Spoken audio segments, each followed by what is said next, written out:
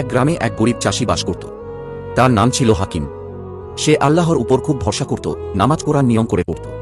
তার জমি ছিল অল্প, কিন্তু পরিশ্রম করে সে নিজের পরিবার চালাত। একদিন গ্রামের ধনী জমিদার, যার নাম ছিল জাফর, চাষির জমি দেখে লোভী হয়ে উঠল।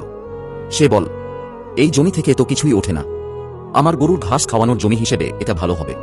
কাল থেকে এই জমি আমি নিয়ে নিচ্ছি। হাকিম মাথা নিচু করে বলল, এই জমিটুকুই আমার রুজির পথ, দয়া করে এটা নিও না, আল্লাহর ভয় করো। জাফর হেসে বলল, তোর আল্লাহ আমার সামনে কিছুই করতে পারবে না। চাষি কিছু না বলে চলে গেল। সেই রাতেই গ্রামের ওপর এক প্রবল ঝড় এল। জাফরের বড় জমিগুলো তছনছ হয়ে গেল, ধান গাছ ভেঙে গেল, ঘর ছাদ উড়ে গেল, আর হাকিমের ছোট জমিটুকু অক্ষত রইল। সকালে মানুষ দেখে বলল, হাকিম ভাই, তোমার জমি বেঁচে গেছে।